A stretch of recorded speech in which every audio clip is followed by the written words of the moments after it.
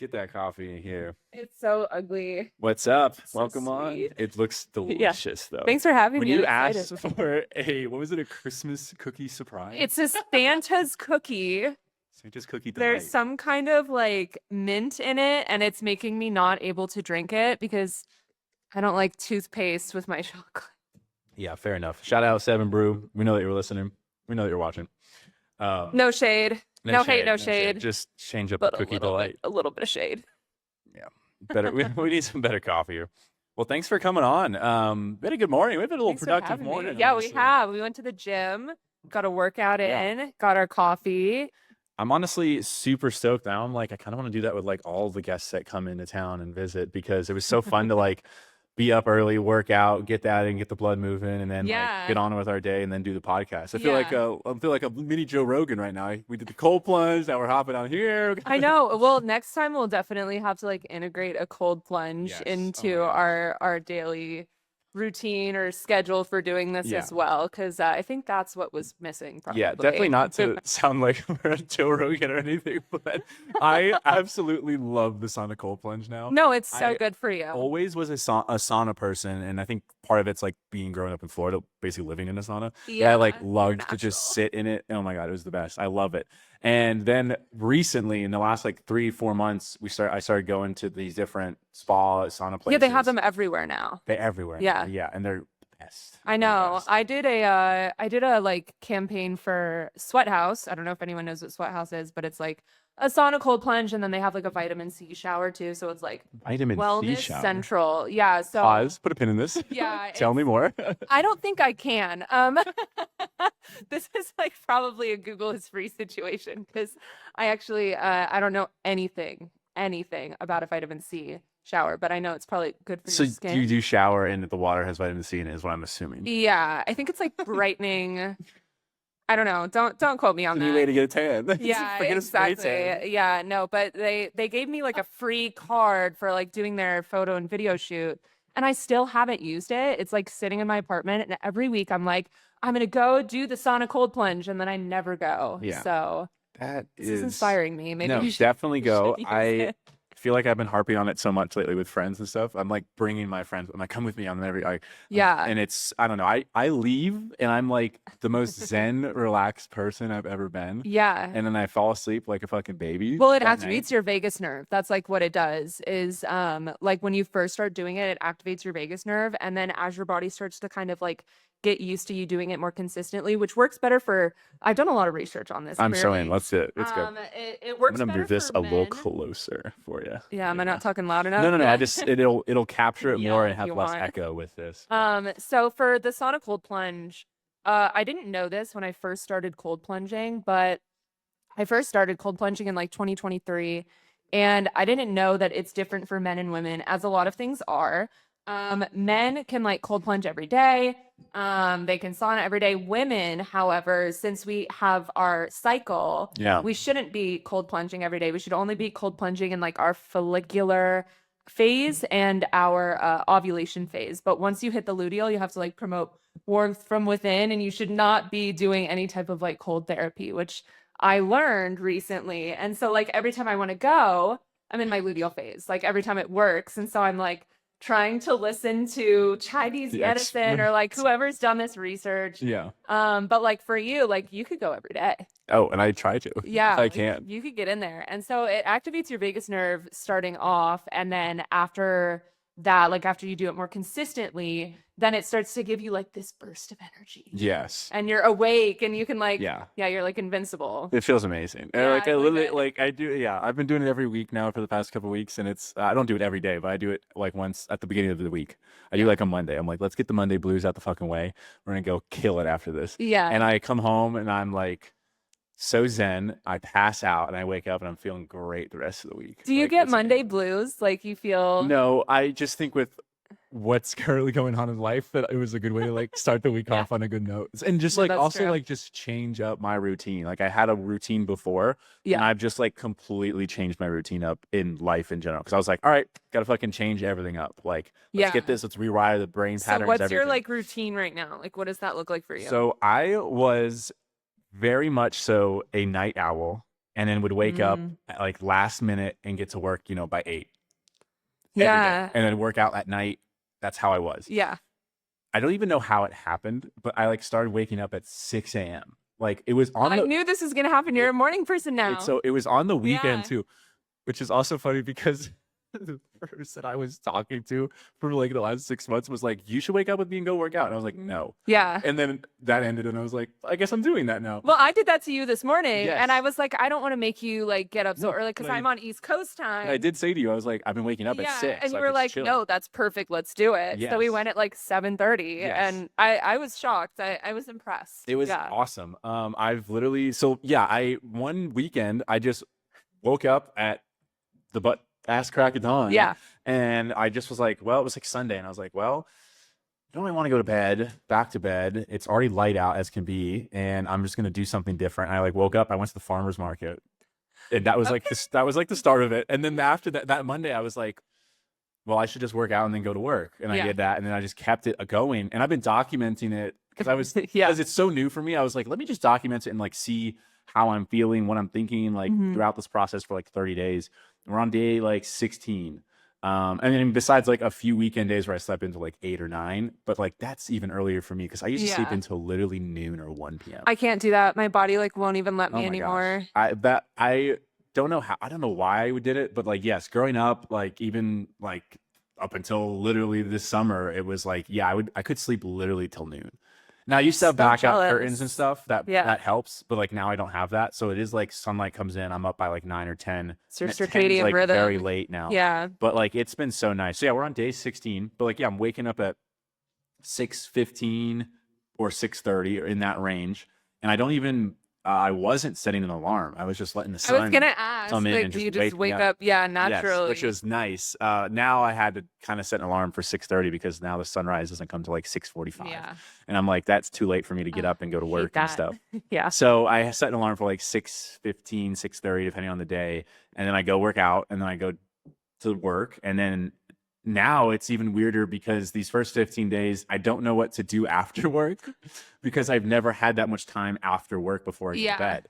I've always worked out. So much time for activities. No, literally, like I would work out and then cook dinner or cook meal prep. And now if I meal prep, I really have like so much more free time. Yeah, but you do a lot. So I feel like it's maybe like good for your brain to have it will be good. I'm getting back in the routine of like working on this again, working on my other freelance projects, things like that. Yeah, everything that like falls by the wayside when you're too busy. Yeah, and I took a break too from all that because I was just like, I need to get my head straight. But like, Yeah. it was, now I'm getting back into it. But it's nice because I'm like, I have all this, which is partially why the sauna cold plunge came into play because I was like, I have all this time. What the fuck am I gonna do? Yeah. All right, go to the fucking sauna cold plunge. No, I feel that. I did that too. Like at the beginning of this year, I took a massive break from like everything that I was doing just to like get my mental right. Wait, I love this. Yeah, my mental health was not good at the beginning of this year, and I like it honestly, like I was in survival mode. Yes. It's the worst mental health I've ever had. I had gone through like a string of just like really traumatic things in 2024, and when that happens, like you have to recover it. But like luckily your brain is like, I did a lot of research on neuroplasticity, and that was like what got me through was like, I will recover from this. Like I will get better. And so I kind of implemented a schedule similar to you where like I did all the right things, you know. I went sober. I woke up at like sunrise and I immediately got sunlight in my eyes, and I went for a walk like first thing in the morning. It was like a non-negotiable for me. And I took a step back from like, I have a full-time job and then I work like multiple side hustles. So I took a step back from all of my side hustles, dropped all of my clients, like literally just focused on me, myself, and I. And for me, it was like anxiety. Like I really struggle with anxiety.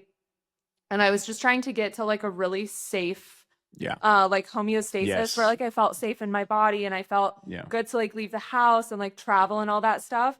And for months, I was like, I'm doing all the right things. Why isn't it working? And then finally it worked. It takes time. It takes so much time. Yes. Yeah. And then finally like it works and you're like, oh, I don't think I could get through that again. I did a similar thing, and people on the podcast have probably heard me talk about it before, but I think it's so important because I think there's tons of people going through things and like they don't know what to do and how to handle it. And it's like Yeah. these small little things that it's small building blocks every day that end up making giant progressions down the Such a line. huge difference. And Yeah. I was actually in a similar boat, entirely different situation. My 2024 ended like horribly as well. And so I was like, Hell yeah. I literally, I had gotten out of a like 7-year relationship. So that was like, Yeah. doesn't I matter. got out of a 1-year relationship, so I feel you. I mean, not to that No, extent, no. But but like long term, regardless, like it affects you. Like even if you leave on good terms, like it's just like a weird thing where you're like, that was a long part of my life. yeah, I get Like at the that. time I left, I remember thinking like that was a third of my life. Yeah, and there's like attachment that goes into all of that Yes. and everything like that. So like you have to like detach, you have to refill like the dopamine circuits Yes. in your Yeah. brain. Yeah. It's really like Definitely really equipped me though challenging. going forward with any like breakups or anything because I'm like, there's no way anything's as bad as a 7-year. That's the way I look at it. Yeah, I'm like, I know but exactly what I need to do. I don't okay, I will say so like I went through a breakup with my ex-boyfriend of 3 years who was a wonderful, wonderful person, and we just were not right for each other. And the breakup really didn't hit that hard. I changed my entire life. I moved across the country. It didn't hit that hard for me. Like I left that relationship Mhm. feeling like, okay, I feel like this is closed. This is the end of the chapter. And now I'm like ready to find the love of my life. Like I'm so ready. And then I met someone else and I was like, this is it. Like I got it. And it ended up being like a really, really bad situation for me. Um and that relationship was only a year. Worst breakup of my entire life, like Right. my entire life. And it didn't help that at the same time I was going through this breakup, I was watching most of my friends get engaged. That's So yeah. you know that and it's hard, like you don't want to compare, but when you're going through Yeah. that and Oh like yeah. You're like you're getting buckle up. text after text of like, look at my ring, and I'm like, I'm never gonna find love again. Like it was I think situational, but Yes. like the 1 year hit so much harder than the 3 year. Yeah. And I think it just depends on like Where you're at mentally. where you're at mentally, There's like your also attachment to that the person, attachment. I would also the say that connection. your mindset going into the breakup's a big one too, or when not going into it, but when it Yeah. happens, like perfect example with the 7-year one, there was that little bit of me like holding on a little bit for Yeah. too long, and that doesn't help you heal. Like you can't, your brain cannot hold on and heal at the Yeah. same time. So it's like one of the two. So if you're holding on, you're not healing. So like there's that aspect of it Yeah. too, where like, and then versus like when I finally hit that mindset of like, oh no, this is done. Like this chapter is done. Yeah. Then it's like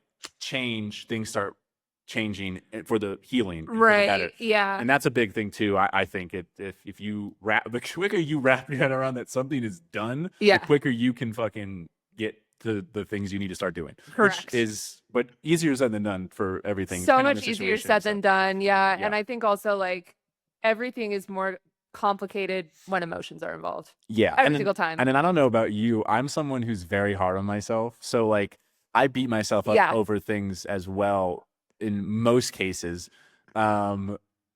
So my last one, my 7-year one, I did beat myself up over things, but I ended up learning things and applying them to the new relationships and stuff. But Yeah. that's a big thing too. Like so for me too, like if there's things I've done wrong, I'll beat myself up for a little too long versus like, if I know I did nothing wrong, I can easily be like, all right, I did nothing. Yeah. Mine was so different because I'm a perfectionist. So, and does this surprise you at all? Like, I know I'm a perfectionist. And I'm really big on like showing up in my relationships and showing up like every day for myself. And I think in my last relationship, like the biggest mistake that I made was I stopped showing up in my relationships and I stopped showing up for myself.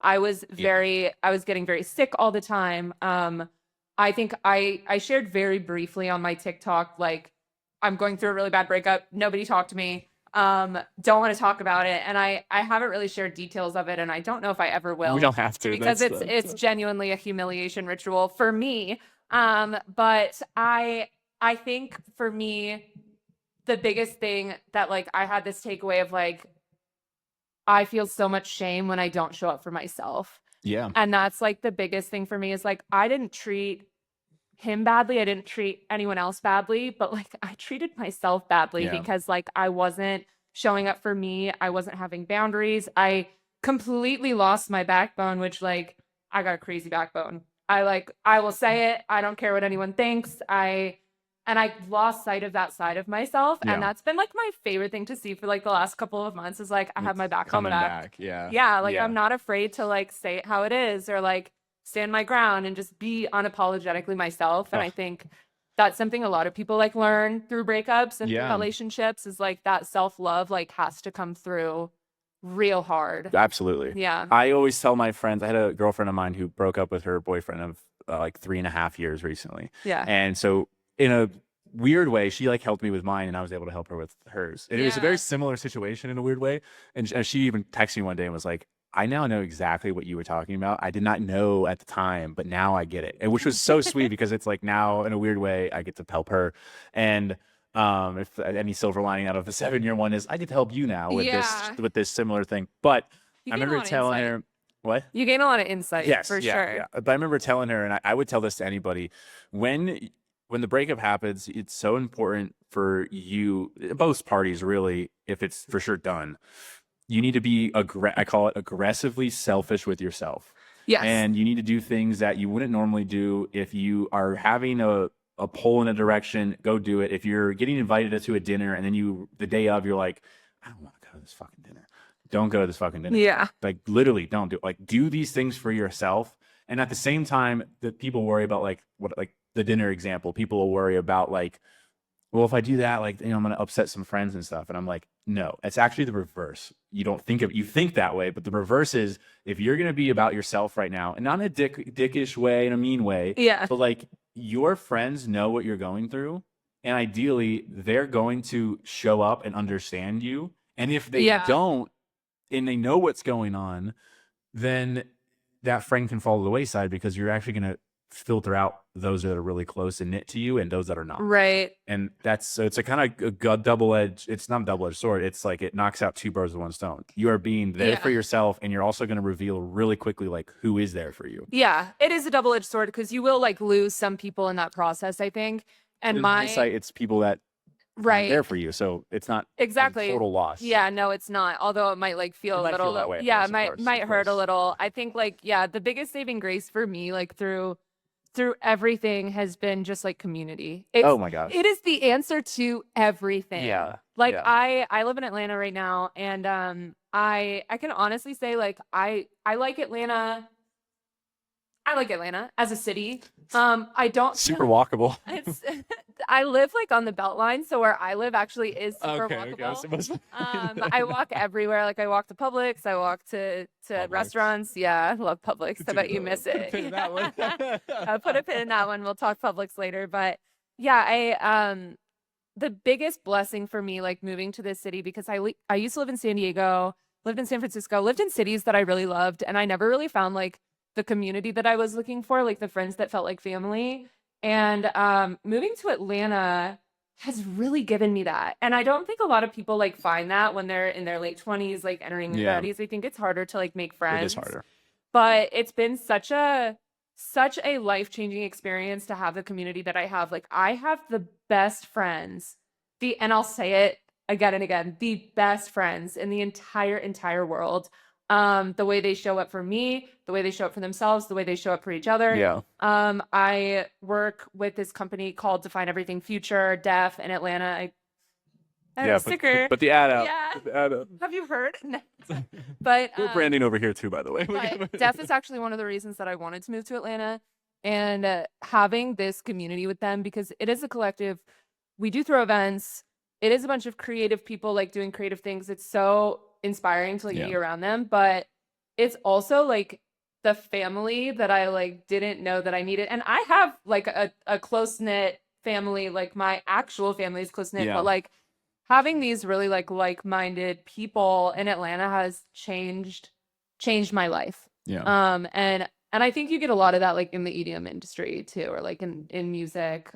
It's a really big community. And so for the last year, like as I was struggling through things and I was going through this breakup and I was trying to relax a very damaged nervous system, I never felt like a burden to my friends. I never felt like, am I being too much? Like everyone showed up for me. They checked in on me. They made time for me. They created space for Yeah. me. So it's really like, it's been the biggest blessing Oh, that I yeah. got through like heartbreak. So I feel very fortunate to like have that. And I think it's Yes. pretty easy to find if you're like into EDM too.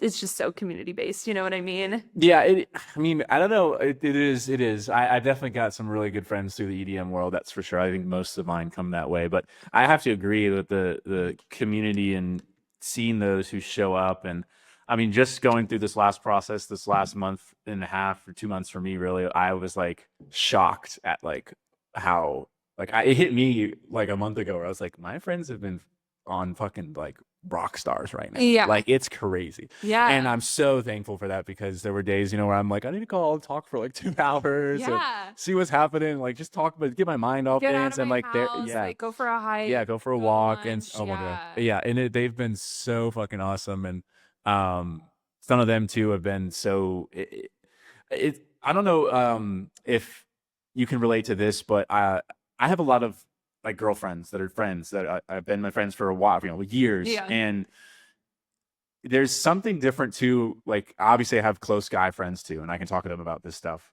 which is fortunate. I feel like some guys don't have that. I have some great guy friends that like when Yeah. I'm down, I can talk to them about like why I'm down and stuff, and vice versa. They can come to me.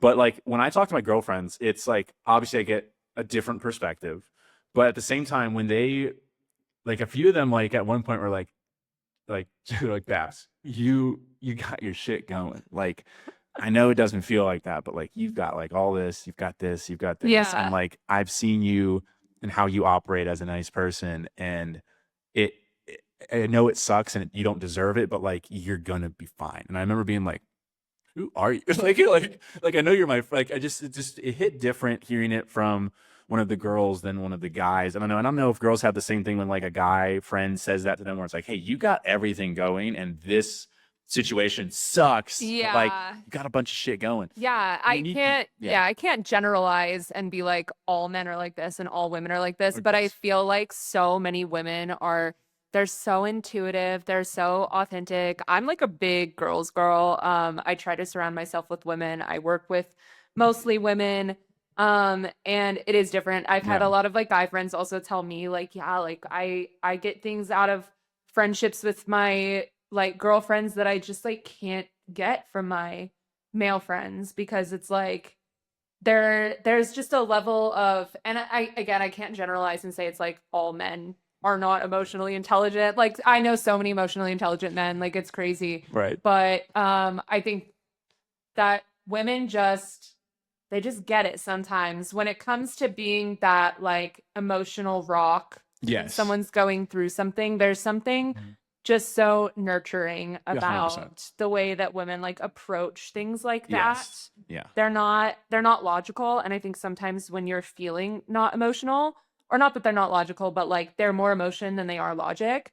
So typically like women are gonna be like, how can I help you feel your way through this? Whereas like men are like, how can we problem solve through this? That's exactly the big Yeah, difference. I started to say that in a way that was not making sense. And I was like, no, it's like a problem solving mentality versus like an emotional approach to like, Yes. let's feel our I feelings mean, that's right how now. think about like how like relationship dynamics in general are like that. Guys do like, you come home and you're like, oh, I want to vent about this situation. The Yeah. guys are like, how can I help you fix it? And like, I think of my dad in that way. Like he's like, 100%. let's not get emotional about this. Let's solve the problem. And my Right. mom is like, no, like let's talk about the Yes. emotions. And- And I think that's very common. Absolutely. And there's a need for both at times, but like it's so funny like that is very much a dynamic. Like I think I remember with my ex relationship, there's a point where it was like I started to ask, and was a game changer, and I would tell this to anybody. It was a big game changer where she would come and maybe vent about something. I go, do you want me to just listen and hear you out, or do you need me to like talk about it with you and or solve something? That's a good approach. And half the time, and she's like, I just want to talk and vent about it. I'm like, okay, cool. It's We fine. usually just want to, And then I don't have to fucking be like, well, you should do this, because like that is instinctively like where we go. Like as a guy, we're like, hey, we gotta fix this. We're gonna fit. Like at least most guys, I should say. I Again, heard actually, I don't know something everybody, like the other day where someone was like, no one will give as much advice to you as a man who wants to spend his life with you. And I thought that was really interesting because I was like, Wow. wow, like for me, I don't always want advice because I'm very like independent and I'm Yeah. like, I got it handled. But I thought that was a really interesting take because I was like, that makes sense. Like men are problem solvers. Like Yeah. by nature, they want to be like, okay, let's take XYZ steps and this will be the output and the problem will be solved and then like you'll feel better. Right. So I was like, I think that's maybe like where the advice comes from. I mean, I'm thinking about it. What kind of advice are we talking about here? I'm thinking about it, and I think that's so true. Like when I've been in any relationship, really, like when I get into it, I'm very wanting the best for them. So like, Yeah. it is like I want like to help figure out to get the best outcome for them. Yeah. Yeah, that's very interesting. I've never heard that, but I like that a lot. Yeah. I like that a lot. Well, feel free to It's use it. definitely true. Yeah. I will be. I'll be like, I tell give me advice because I love you. Yeah, exactly. I think that's like good and healthy as long as people like want it. I think sometimes like Again, yeah, asking that like sometimes with qualifying yeah, with question. me when people give me advice, I'm like, I've got this handled, like take a step back. But Yeah. I need to be more like open to receiving advice because I think criticism is very healthy in a certain way. That's another great thing you just hit on. I've actually been doing that with friends and family sometimes too, where like if it's a day where I'm wanting to talk and like, catch up or maybe I'm down, I would preference the call. I'd be like, "Hey, I just want to talk about this. I do Yeah. not want advice on what to do. I already know what you're gonna tell me, actually. So like, Yeah, let's just communication is key. chill out and have a good conversation. And at the end of this, we'll probably laugh about it. Yeah. And like then go from there. Because there's times where it's like, I just want to talk, and as a guy too, I sort of talk and I don't want your take. Yeah. Because I know it's gonna make me angry or whatever, and I just don't need that right now. Yeah. Like I just need to fucking talk. And it's sometimes you gotta preface that. Or like, yeah. I'll send a voice note to my like friends and I'll be like I'll have an issue with, and then I'll be like, oh, this friend would understand this issue. I'm going to send a quick voice note, just like saying that I'm frustrated about this. And usually they'll come back and be like, oh my gosh, I just did this to my friend Britta yesterday because Britta's our social media manager for the Festival Baits, and she's an incredible content creator and one of my very dear friends. And I was having so many technical difficulties with Instagram yesterday. Tried to post a reel for this company that I was working for. I don't know if it's Mercury retrograde or what, but I tried to post it and it tried to post like 15 times. Oh my and God. It wasn't showing me like what was posting. And then I had cropped out, you know how when you make a video in CapCut, it has the like CapCut ending? Yeah. Hate that. Hate it so much. And then I had cropped that out in Instagram. Stupid. Usually I do it in CapCut, but I was moving quickly. And when it posted this video, like tried to post over and over, it deleted my edits and kept the CapCut edits. And it turns out it had posted the first time, but it wasn't showing to me for like 30 minutes. Oh. And it was a collab post. Finally, I am able to view this post and I see the CapCut watermark and I'm like, oh my God. Yeah, I'm freaking out. It already had 60 likes and I had to like delete it and repost it.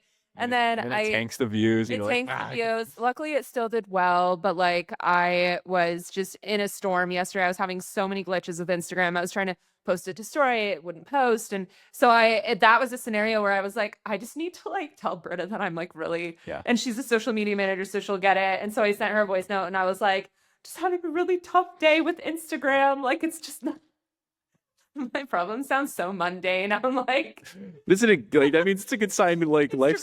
Hey, if that is like the worst thing going on, like life's pretty fucking good then. Life is so good. Life's pretty fucking good. That's a good like we can get really caught in the weeds on like small things like that. Trust me, yesterday at work was also a fucking doozy for me, and I made good on the both had a day. And then when I fucking got out of work, I was like, that was it. That was the only thing I had that was a problem today. Exactly. It was a pretty good day then.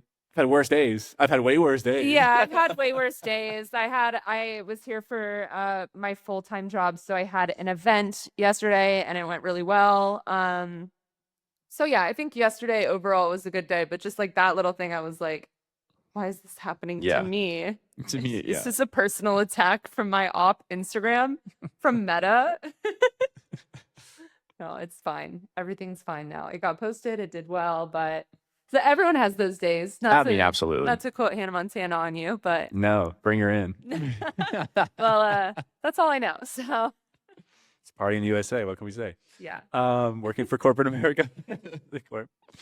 The corporate overlords. Yeah, I And don't then mind working for corporate America, I will say. I think there is this like misconception for me. I think a lot of people like think that I work full time in the music industry because I have like so many gigs that I do, which is insane. which is I don't know why I do. awesome. Yeah, thank you. Ooh, We had two very different takes on that. I was like, I'm crazy, and you're like, you're awesome.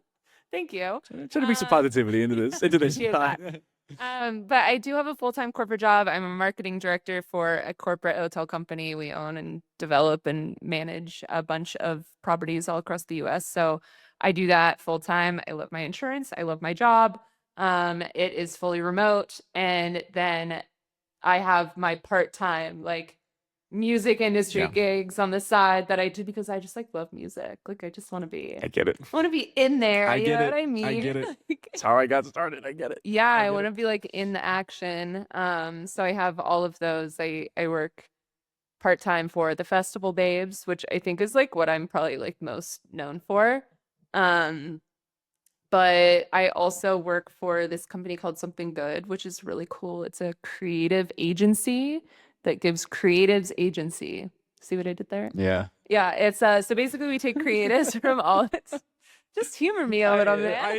It just, yeah, it took me a second. I did. Yeah. It did make me smile. Then you're like, see what I did there? I was like, I did. I did. I had to, you know, if anything, I have to make it awkward. So, yeah, it's a creative agency that gives creatives agency. So we basically staff people all over the music industry, whether that's VJs, production, stage managers, Nice. laser programmers, directors, techs, all of that crazy stuff, media, photography, videography, Yeah. all of it. And it's given me a really like well-rounded kind of insight into the music industry where like before I think I was just on this marketing side, influencer management, which is definitely my bread and butter, but I've had a really good time like learning about this Yeah.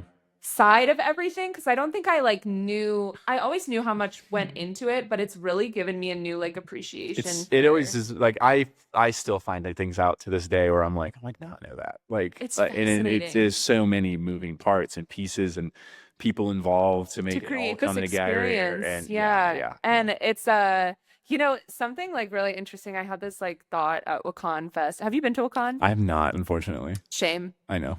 You got to go next year. I am unfortunately not as big. I'm slowly liking more experimental bass, but I'm Yeah. not that big into the experimental bass stuff. I Yeah. like it a little bit here and there, but I'm way more on the like bass music dubstep side. And then Yeah.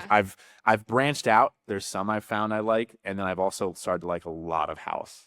I have this put a pin in You're your on the thing. pipeline. I have this right. I have the theory of like you at least here in the States, like you find like dubstep you like and you get into Yeah. like the dubstep, and then like as you get older, your arc is like experimental, or then you go to house, and then you find your genres within there. I did all And of there's it. so many. I mean, I like all of it. Yeah. That I know so many people that started with this, and then now they're like, oh, I really love house, and I started seeing them going to all these house shows, or Yeah. they're on the other side, and they're like, I'm going to all these experimental things. I'm getting deeper into the weird wub stuff. You know what I started with? What? This is crazy. I have this genre tattooed on my arm because Oh. I love it so much. I started with future bass. Okay. And like future bass heaven trap. Yeah. That is like my I think I started mostly there. all-time favorite genre. Like all of that old like San Holo stuff, Mm-hmm. the stuff that like Marshmello used to make. Yes. Even like Millennium started in future bass. I would 100% agree. I started in that, but yeah, I agree. Yeah. A lot of that, and then you go into dubstep, and then you branch. Yeah, like Crane, Gasper, Vincent back in the day. Like all of those songs are just like my favorite of all time, and I still listen to them. And the saddest thing is like you're just not gonna get a future bass set anymore. Like no one's gonna go. The closest thing you're gonna get is like melodic. Like you get like Millennium, Arm & Hammer, stuff like that. But and there's a lot of elements with the two that merge, but I agree, they're not a full-fledged future bass. Yeah, or like San Holo's doing like his Wholesome Rhythm, which is like future rhythm, but it's like I've basically accepted that, you know, I'm not going to get my future bass fix anymore, and that's fine. But I started at that, then went like into heavy dubstep. Yeah. which, you know, that was when like Company was coming on the scene, big Company fan. Um, when Subtronics was like first starting and he was Those were the like days. shopping like crazy. Those were the days. I know they were. Again, like he's so big now and Good we old were talking about days. this Alf. We were talking about this off pod, but like where he's starting to go a little bit more, or I think he's starting to go a little bit more mainstream with his sets and stuff. But his old school sets, like I think about when I saw him at like 4 p.m. during the day. Yeah, Like, and he used to chop like crazy. That shit Like was crazy. I remember like going to Lost Lands in 2019 and Subtronics was Yes, 4:30 sets. Did and he it do was it back to back with packed. Squento? That was like, and I remember Squento used to do like his mega chop, Yeah, and he'd be chopping like 8 decks at once. It was crazy. I do remember those. I like can't believe some of this stuff happened. Like some of it's like such a fever dream to It is. me. It is. I mean, like I said, like I remember that set at Lost Lands, his solo set at like 4:30 in the afternoon being just packed. Yeah. Like, and it was the first time, and now I think there's a lot more artists that are early in the day that are still packed. But his was, I mean, it was like packed like a main stage set. That's how why like is he Infect playing it? was. Yeah. Yeah. Like daytime and everyone's in there just like bobbing up and down to rhythm. Yeah, just it's Honestly brought me back to life when the last time I went to Lost Lands. But we were talking about Wakan. Yes, Wakan. Sorry. I love when two ADH people get in a room, get us mic'd up. You've seen me this morning trying to tell stories, and it's like, oh, wait, we circle back here. Like on two different tangents all the time, but that's what makes it fun. It either makes the podcast really good or people are really annoyed. It's one of the two. Yeah, cut that. Okay, back to Wakan. Cut that tangent. Wakan. So we let it roll. You get the full convo. There's no. It might go somewhere really interesting. The train is off the tracks. Yeah. But Wakan, I love Wakan. I've been a massive Liquid Stranger fan for many, many years. And it was always my goal to work this festival. I went in 2022 to Wakan for the first time. And I was literally like walking around the festival. I was telling my friends, I was like, I'm going to work this festival someday. Like, I know I am. And That's awesome. My friend Maddie like texted me and she was like, she texted me after this year because I did work it for the first time. And she was like, I'm so proud of you because I remember you saying that like you were going to work this festival. And then we were all like, okay, like we support you. But like, you know, you never know if stuff like that's actually going to pan out. And she's like, but you did that shit. Like you did it. And so I had this experience because I obviously love festivals. I've been to so many that I've lost count. I've been to so many shows that I've lost count. I love the music. I love the experience. And there is something different about it when you get on the other side of it. And I had this realization at Wakan. This sounds so sad, but the day of the pre-party, I went back to my tent at 1 a.m. and I cried. And I just had this like feeling of like mourning and experience because I was like, oh my gosh, my role in this industry has changed so much. Right. And I mean, it's crazy to be sitting in a position where it's like Martin Loper and Chloe like know who I am. And I'm like sitting up in the lodge, like working with them. And it's crazy and surreal. And like, I love all these people so much. And I'm so like proud to work with them. But it also is so different when you're on the other side and you're like, oh my gosh, like I'm always going to be a fan, but I'm not attending this just for the experience anymore. And I had this very deep talk with my friend Tatum. And I was like, because she had worked like 5 back-to-back festivals. And I had taken Tatum Bell? Yeah, Tatum Bell. Friend of the pod. Shout out Tatum. Tatum's come on a few times. Tatum's like one of my very, very, very dear friends, has been with me through thick and thin, and I love her to death. And she's someone that I can always have these like very real conversations with where I was feeling a lot of emotion because I was like, I'm here for work. Yeah. And I also was having to like work my full-time job simultaneously because I didn't have PTO. So I'd like go to catering every day and I would be like working all day and then I'd get off and I'd do all my stuff for the festival babes. And so that obviously I think I was like a little burnt out in that moment. Of course.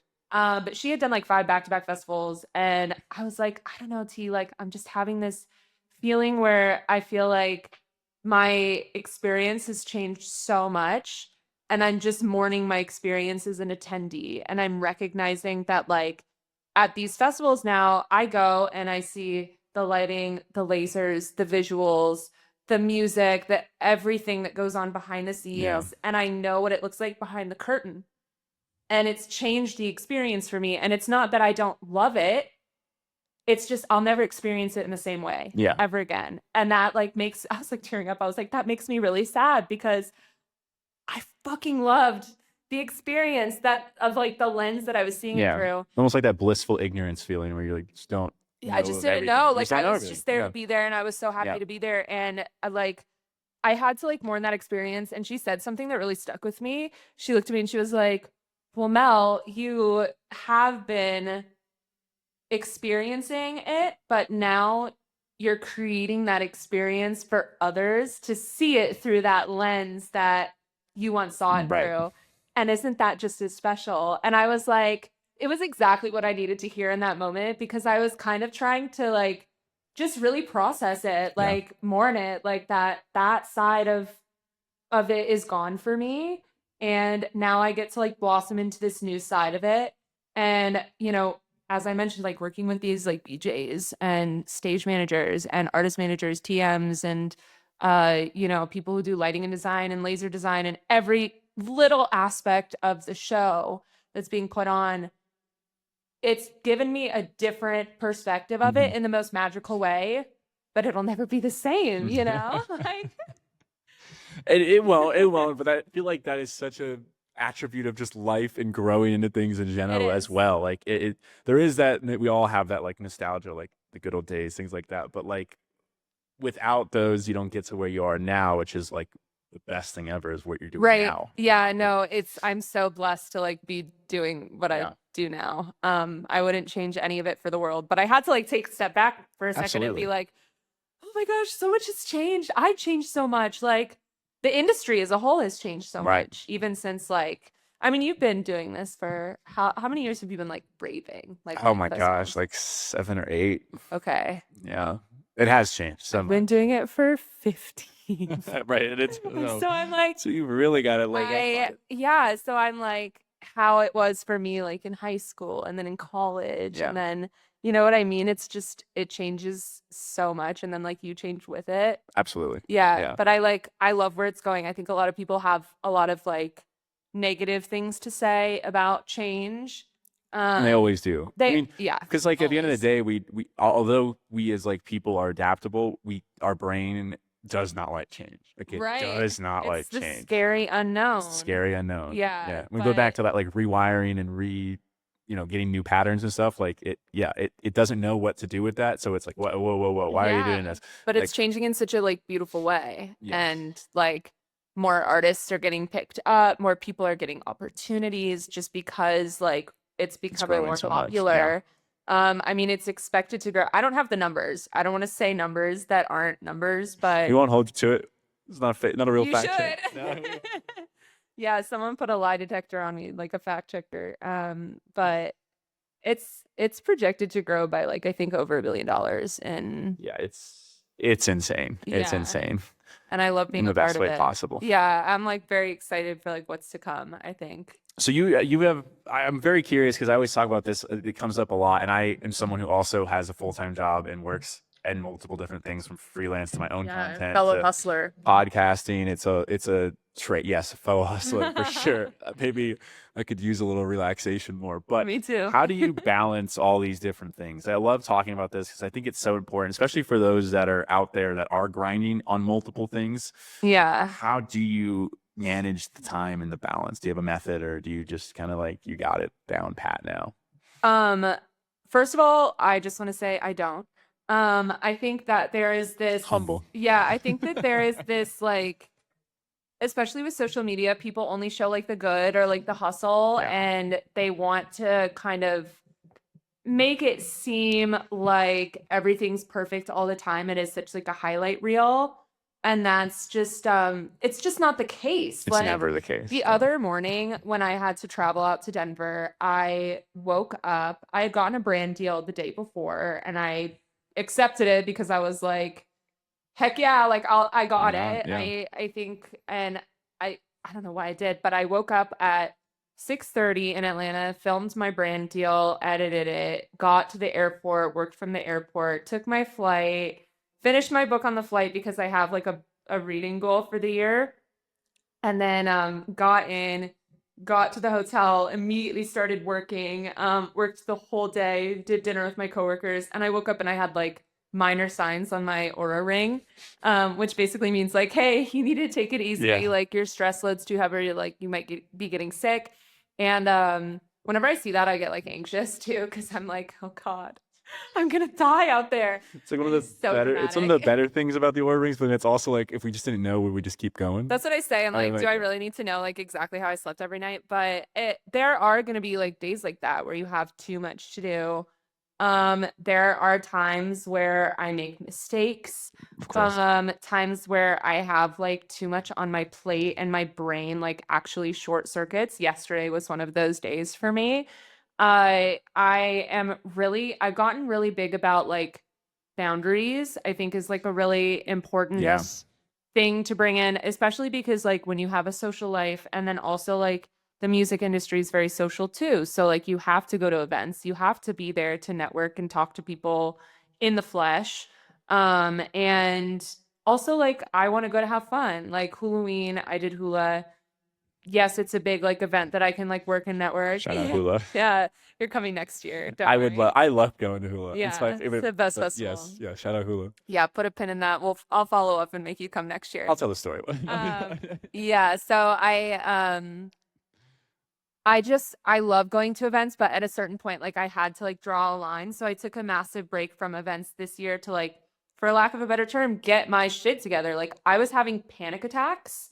I was having like, We've had very similar years. yeah, I think same thing. I get real So bad exciting. panic attacks. Like So- I get them crazy. And I had like a period after my breakup where I mean, honestly, I'll be very transparent. My last relationship was unfortunately very psychologically and emotionally abusive. And so when I got out of that, I had a lot of recovery to do.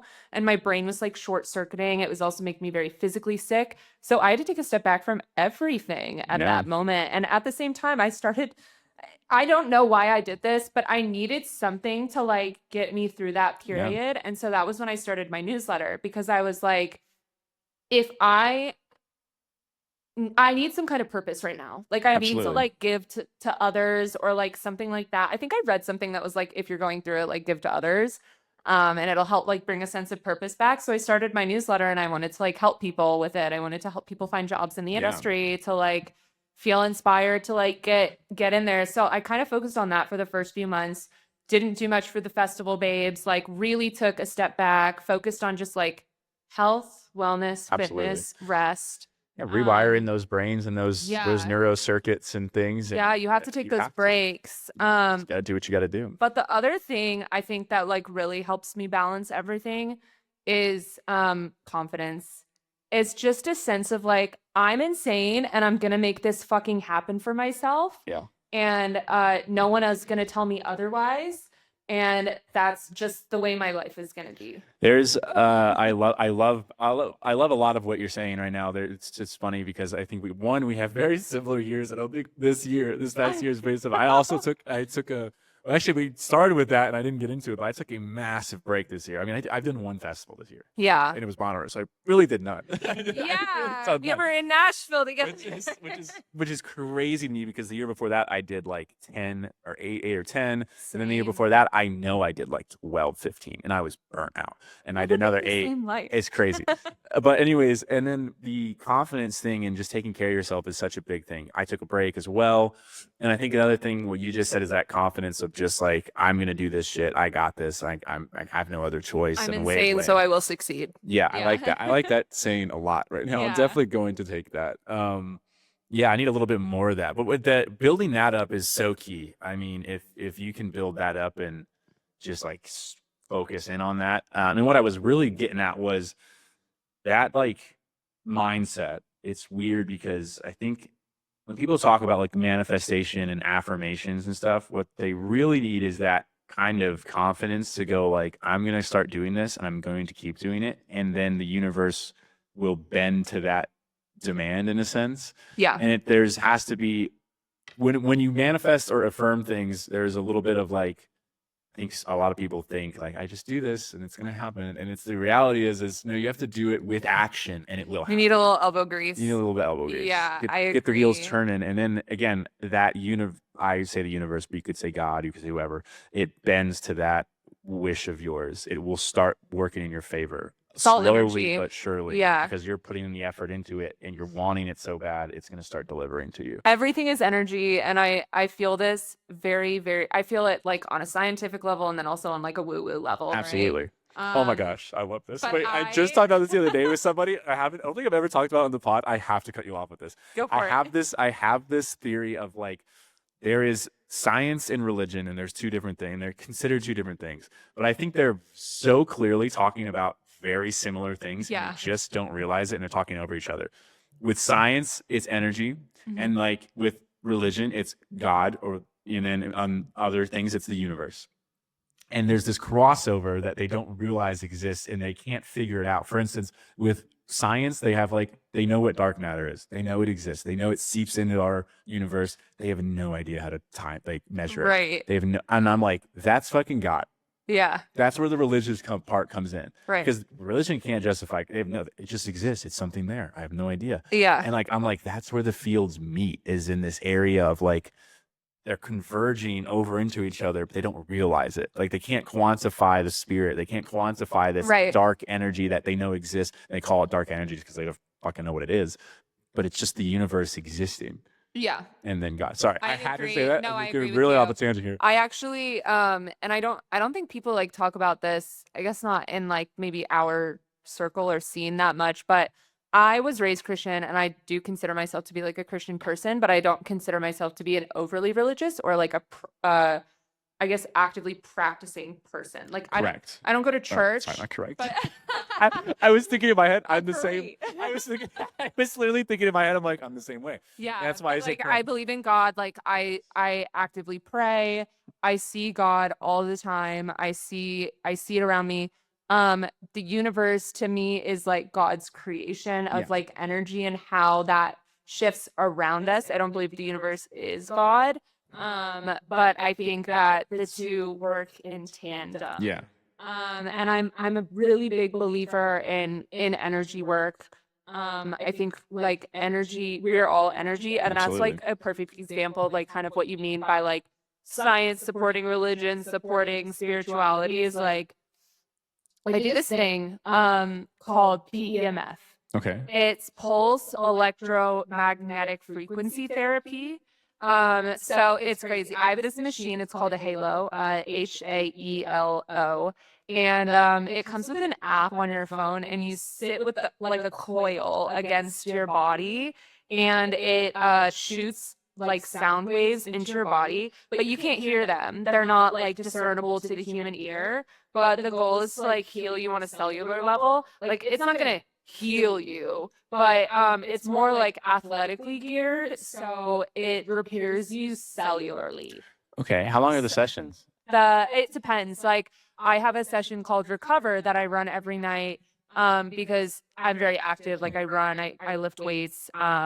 And so I run Recover because it helps to speed up my cell repair for my workouts and helps my body like recover when I go to sleep at night. So that one's about like 22 minutes. I run one called Calm, which helps to activate your vagus nerve and your parasympathetic nervous system and like relax you. So I'll run those two before bed, but they have a lot of different ones. I'll show you the app. They have ones for travel. They have ones for like red light or like there's one called Defense if you feel like you're maybe getting sick. There's one called Brain Performance, Energy, or there's a cold plunge one I think they just came out with.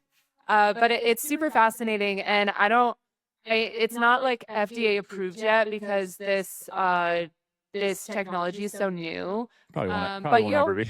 Yeah, you'll find a lot of like PEMF therapy in wellness centers. Okay. This is just the specific brand that I use. So when you do the session, and how do you feel getting out of the session? Do you feel that recovery? Like, do you feel like you're looser, better to go? Like, I'm intrigued on how that operates. There's one called High that you can do, and it's like the picture of it. It's like a little marijuana leaf. And after that one, I feel like my eyes getting a little heavier, but I wouldn't say that I feel It works cellularly. Yeah. So it doesn't make me mentally feel or like physically feel any type of way. Okay. But I do feel like it helps me sleep. Definitely I notice like a difference in I have an Aura ring, so like I get a readiness score every day. And so if I hadn't brought the Halo with me, it's too big for me to like travel with, unfortunately. But my readiness score has like dropped over the last few days that I haven't been using the Recover. Yeah. And so I'm sure like once I use it again, like my readiness score is gonna like shoot through the roof. But I want to know. So can you tell me if it does? Yeah. I want to know the data. Literally I'm send so you intrigued by this. pictures. The very I like highly recommend this to anyone and everyone. It's like the most fascinating technology, and I think it's gonna be like really big in the next 5-10 years. It's just still so new. But that is like what I mean by like scientifically backed.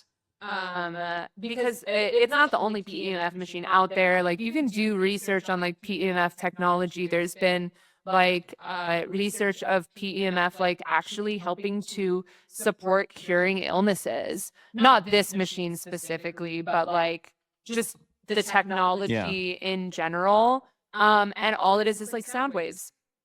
I'm very intrigued. It's just sound waves. And so I think that's very fascinating, going back to the fact that we're both very into music.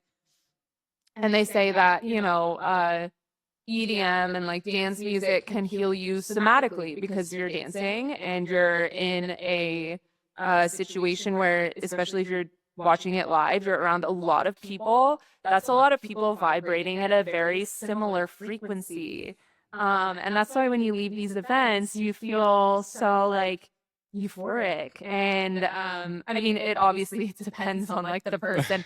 For me, like I don't drink at all. So like I'm not gonna leave an event really like with a hangover or anything like that.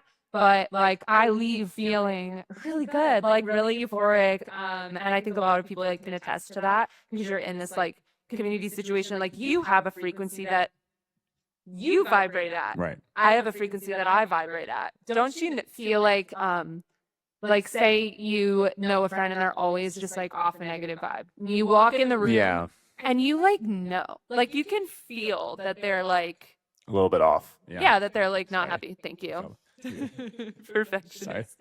I appreciate that. But like you can feel that they're like off a certain like negative vibe, and you're like, why is your vibe so negative? I can like feel it coming off of you.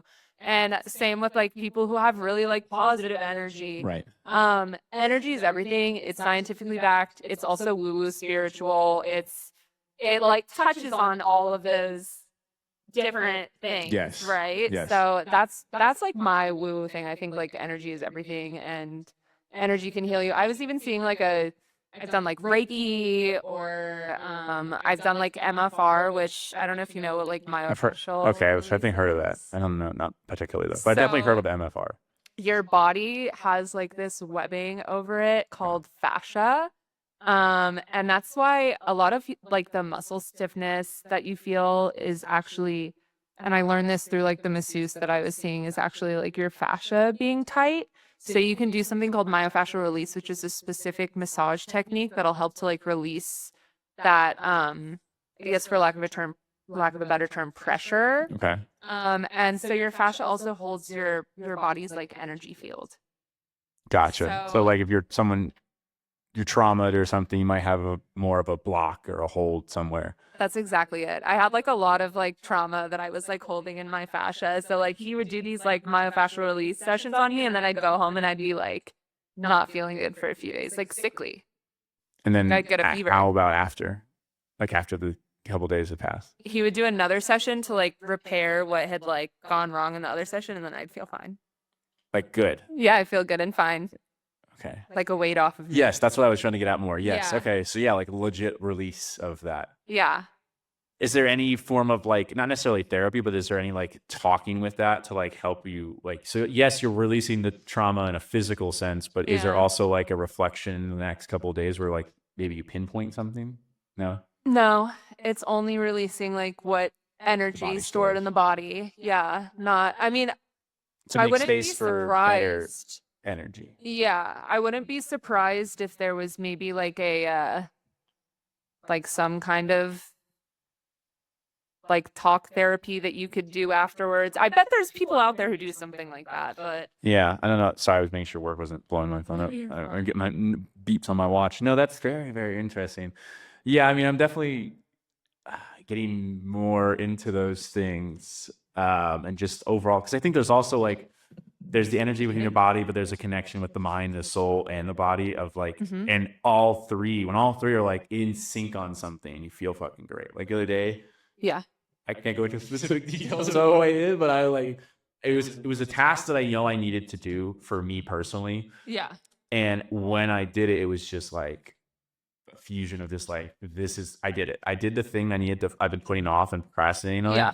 And then it was like immediate, like, yes, like all three in sync, like emotions, everything, like, yes. And that's where my indication was like, I fucking did what I need to do. Yeah. But like, you have that fear and stuff within you that like maybe holds you back from doing it. But then when they all align, it's like, boom, that's it. And then when it hits, Fear is the killer of success, I always say. Fear's a big one for me because I had a lot of fear over the last 2 years that I've worked a lot through and gotten past, as I would say. But even like, I think there's a quote in the Bible that has come up recently, and again, I'm in this very similar boat with you, where I grew up very Christian, but I don't claim to be a Christian anymore. I claim to be agnostic, but I do, however, think there are really good moral values and moral lessons in the Bible. Like I would love it for my kid to grow up with those morals and values, so they can go to church and they can do that they can decide if they want to be Christian. I completely agree with you. And the power of choice. Yes. And my parents did the same thing. So I would like to continue that. But I do think the teachings are there. So like having them at a young age, or just in general, learning those good morals and good values, I think is so important. But I digress. There's a saying where it's like the devil does his dirty work and hides it within your shame. And your shame and your fear, essentially. So those things that like I am fearful of this thing happening, inevitably will come true, because that's where it resides. And even in like a non-Bible sense, like it does, that fucking just happens every time. Like the thing you fear the most happening, always fucking happens. That's because you're putting your energy toward it. Right. And you think by putting your energy into blocking it from happening, you're going to be able to work yourself out of it. And it's just the exact opposite. Like, every time.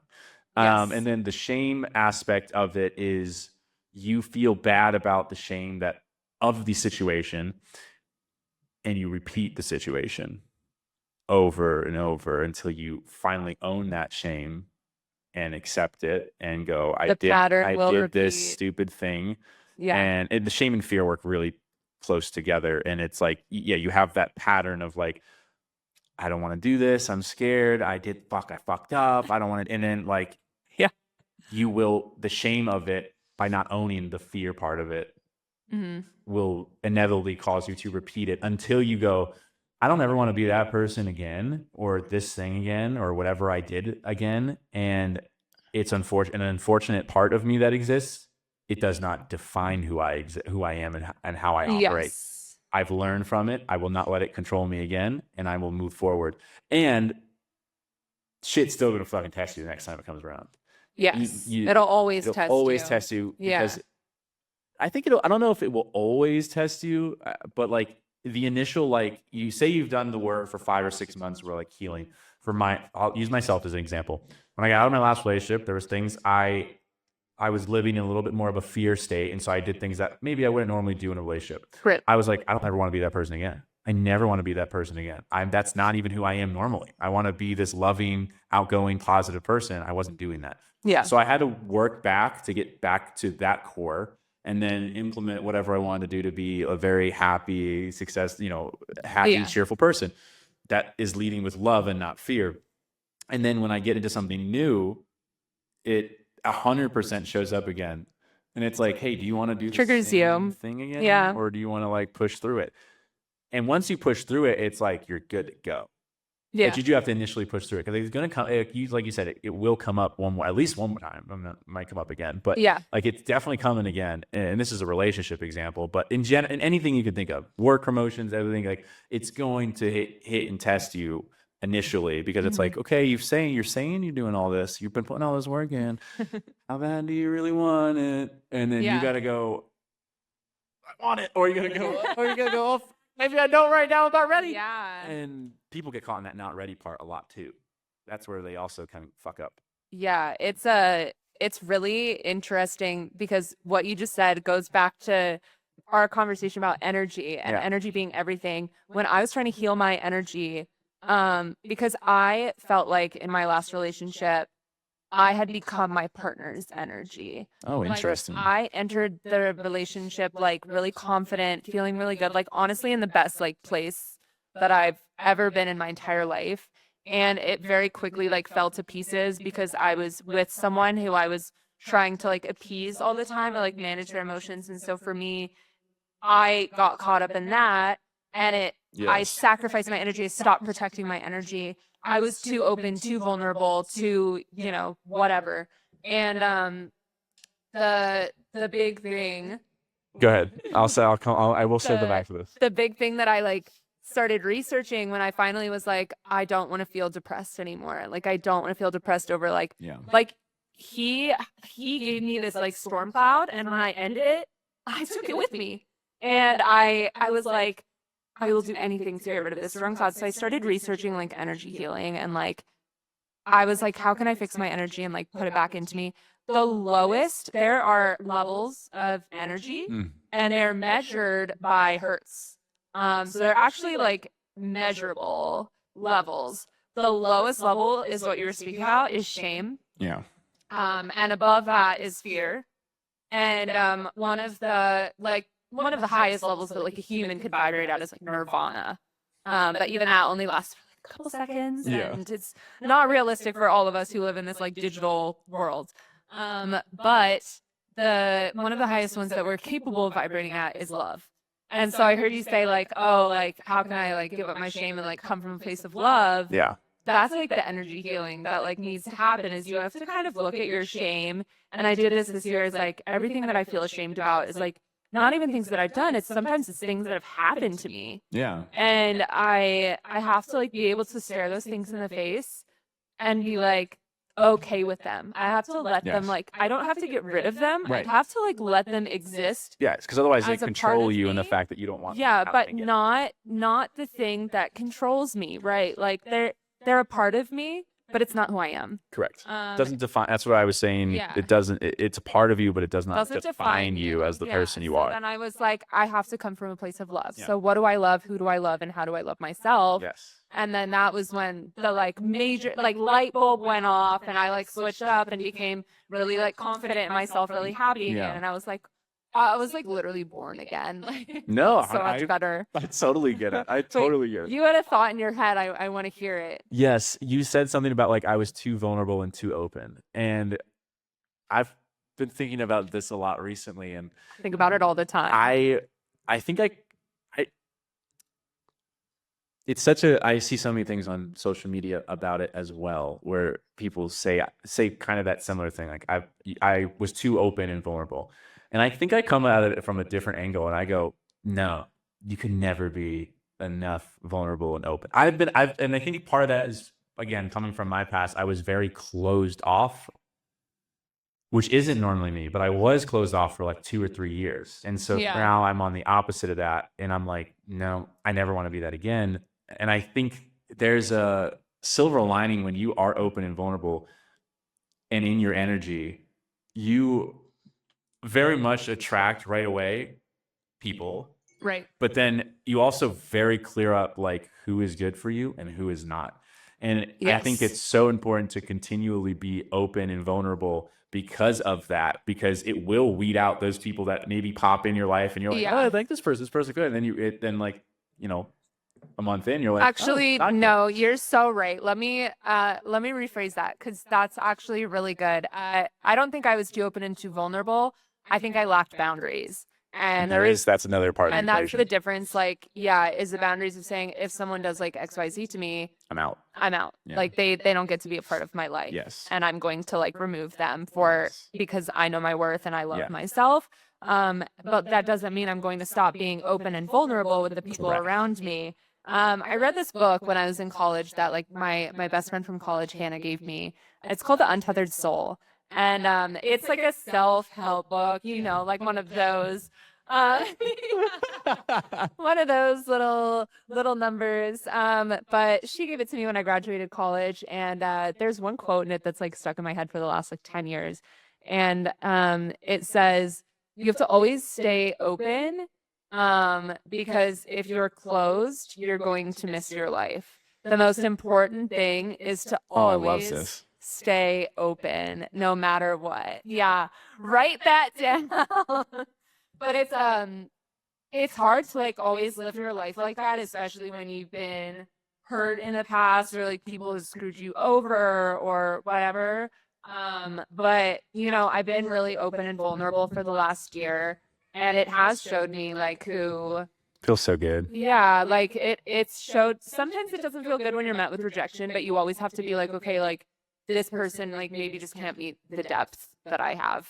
Like, yeah, and that's right. And that's exactly what I'm saying is like there's that like it will weed out right away who isn't on that same level or frequency. And it might, again, doesn't mean that might not sting or hurt. No, it always does. But like but I think also like that kind of reveals itself in time. Yeah. Like that might sting at the time, but then like a month or two later, you hear something about this or that person through the grapevine, and you're like, oh, I guess that makes sense. Okay, glad not to deal with that. Yes. In a weird way. It's just it's kind of how totally that shit makes works. sense. Yeah, I feel like the last year is like the most. Well, I had my Saturn return. About a Saturn return. Let's explain it for those who maybe don't. Okay, a Saturn return is this period of time that you go through between like, it could be like 27 or 28 to like 30, 31. Yeah. So it depends on where Saturn was when you were born. So my Saturn is in Pisces. So I entered my Saturn return March of 2023. And oh my gosh, my Saturn return had claws. It really dragged me through the mud. I genuinely feel like I almost didn't survive it, but you know what? But I did. So, I can relate to that so much. I know. Everyone's saying the same thing too. And you have two Saturn returns in your life. You go through one in that like 28 to 31 range, and then you go through another that like 57 to 60, 58 to 61. Yay. Yeah, so I'm finishing mine up right now. Mine officially ends in February. Oh, I'm counting down the days. I'm like, please. That's a fine when mine is. I think mine was last year. Oh my gosh. No. Yours. We'll have to look it up, but you should be like entering yours right now. Based on your age, I would assume. Not that I'm like senior astrologist. I don't know. I don't know either. I just know I had so much shit happen in the last year that it's like, you're like, what? Yeah, that's what I had. I went through like the worst breakup of my life. I started having panic attacks for the first time in like 8 years. I broke my first bone. My dog died. It's been a crazy year. Wait, can I tell you how I broke my first bone? Yeah, go for it. It's pretty crazy. I was on a run. I'm a runner, and I was running in DC through like the trees and the monuments, and I was trying to elongate my run, so I went through the trees, and all of a sudden I was swarmed by like 20 bees. Oh my goodness. And it scared me so badly. One got stuck in my hair, so I was like trying to shake it out of my hair as I was running, and I was super distracted, and I tripped on a branch, fell on my elbow, cracked my phone screen, right as a group of tourists were stepping off a tour bus. And I was so like embarrassed and adrenaline up that they looked at me and they were like, oh my gosh, that was a really hard fall. Like, are you okay? And you're like, yeah, I know. No, I literally looked at them and I was like, there's bees back there. And I just like kept running because I was so embarrassed. And I kept running. And then all of a sudden, like my elbow started to feel really weird. And I've never broken a bone before. But I wouldn't say it like hurt. It was just wrong. Yeah, it's like busted bending. Something was wrong. And so I saw my parents. My parents were running with me, and I caught up to them, and I was like, I started crying because I was frustrated. I'd messed up my time, and they're like, "Why are you crying about that?" I was like, "Well, so my elbow like feels really weird." And then I got in the car, leaned back on the seat. Sure enough, the bee was still stuck in my hair. And it Oh stuck my me on the back. gosh. Yeah, and then I went to urgent care, and they were like, "Your elbow's Elbow's broken. fractured," and I was like. Oh my goodness. So yeah, I had a hell of a year this year. Basically ever since March 2023, my whole life has like fallen apart, and I've started to like piece it back together. And I'm trying to like put a little bow around it and like make it pretty again. But that's showbiz, baby. Yeah, It's just life. it's part of life. I know. know. That's one of the one things you realize too. You're like, well, this is just fucking another thing of our life. It's always something. And you gotta- Me and my mom and yes. sister say that we all will be like IAS. It's always something. And that's why you have to have like a more, as best you can, positive outlook, because it is always something. And that's why, going back to what we were like, oh, busy ass fucking day yesterday, fucking Instagram's down, and you're like, wait, that's all it is. Life's pretty fucking good. Yeah, that's Like, all it's it like is. you gotta take a moment. I found one of the best things I did during my period of like what I called like getting back to myself, getting realigned with myself again, was gratitude journaling was such a Yeah. foundation of that, because we as people so often focus on the things we don't have. For instance, with the breakup, you're like, I don't have that person anymore. You lose your Yeah. job, you're like, I don't have the job. Versus like the reality is, which is the unknown part of your brain. But with the gratitude journaling, you can like reframe all of this. Mm-hmm. And I was doing it for every day. I did it every day for 2 months. And I remember being like the 2 month That's mark, and I was impressive. like, I missed a day or two, but like, Of but the I was truly, honesty. yeah. I mean, like, just the reality was, yeah, you missed a day, but the whole goal was to like try to do it as much as possible during this one time frame. Yeah. And but I remember like it took, same thing we were talking about, like baby steps, like doing it every day, and then slowly it started to like reframe my mind, where I was like, wait, I actually have a lot of shit going for me, like, and I have a lot of people in my life that love me, that Yeah. are good. I've got a vehicle. I absolutely have a car that I love to death. He loves his truck. I love my truck. I live in a place that I absolutely fucking love. Every day I wake up, I drive to work, I see mountains. I fucking love that. Like, and it's listen, Yeah. and like when I tell people gratitude journal, because I've had friends in similar situations, and I'm like, gratitude journal. And they're like, what? And I'm like, it can be anything. You don't think there was a day where I was fucking sad and like not wanting to do it? You know what I wrote down? Like, thank God I got iced coffee today.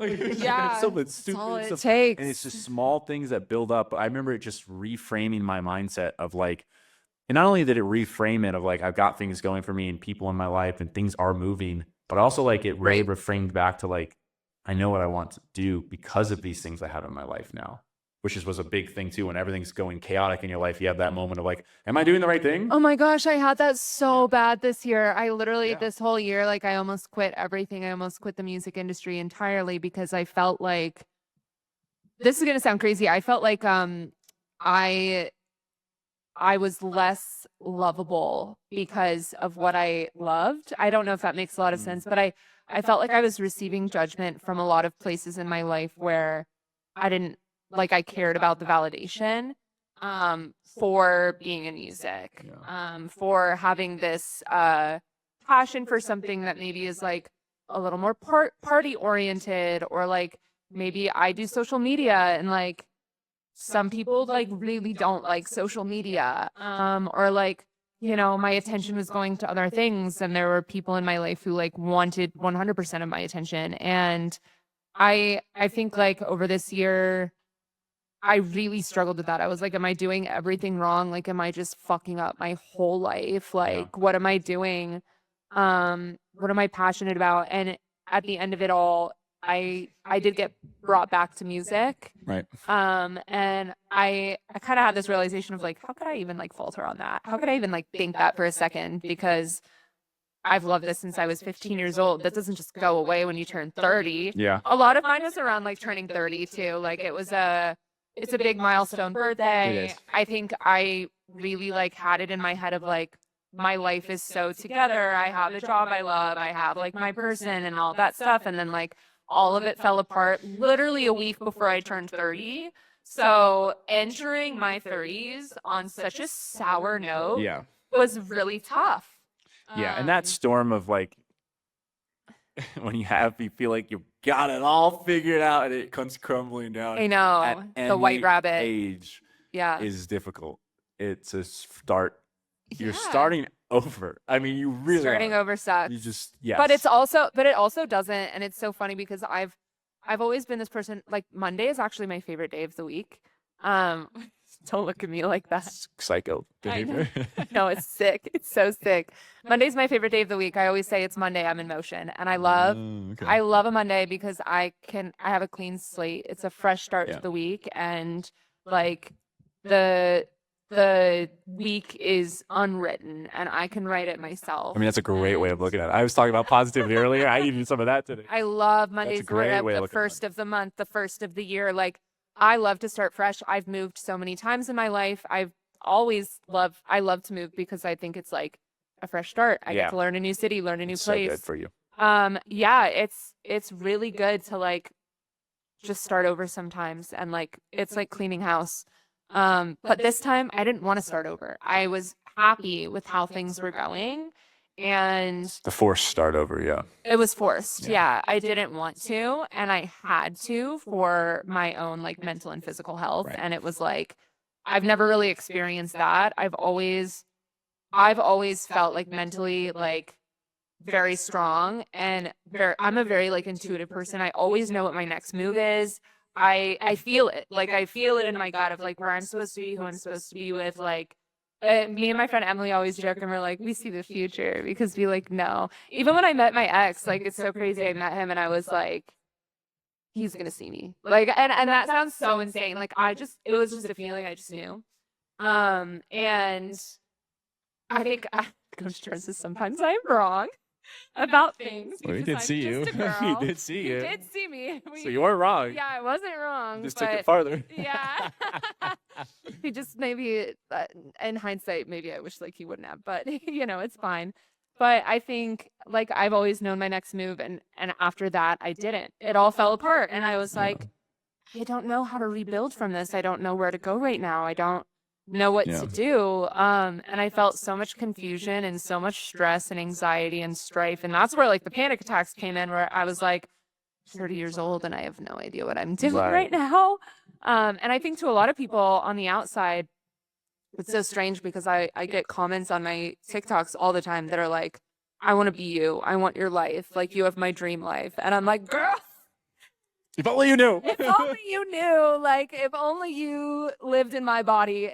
But I think that's just like it's the crux of being human and also like the magic of being human. And now that I've rebuilt, I'm like, actually, I'm glad it all happened. I'm glad it happened the way it happened. I am so myself right now, like more myself than I've ever been. And happened for a reason. I know that's the cliche thing. There's a saying too where like when you're in the storm, when a boat's in the hurricane, it can't see when the hurricane's gonna end. Right. But yet when it finally gets out, or the plane that is on the outside monitoring it and where it's going, they can be the ones to, people on the outside can kind of give you things. But when you're in it until you finally get out of it, and then you can kind of look back and go, okay, yeah, that was kind of an unfortunate necessity, but it worked out. And it takes time. Hindsight's always 20/20. So they say.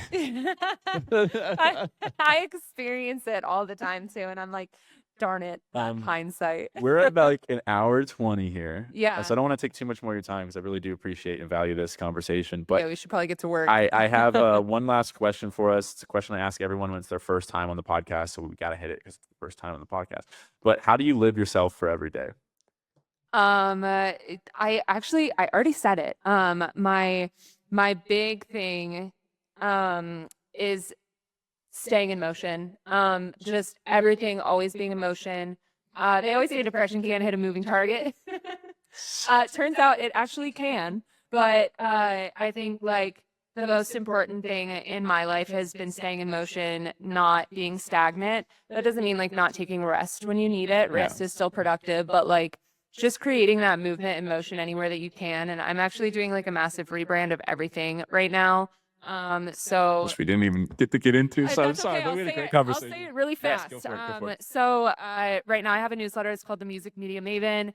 And I started this newsletter real messy. Like I think if you want to start something, start it messy and then like Just let it evolve. Sometimes the biggest thing to do is just start. Yeah, just start. And so I started it messy. I've rebranded it once, but I'm gonna rename it. It's gonna be called Music in Motion.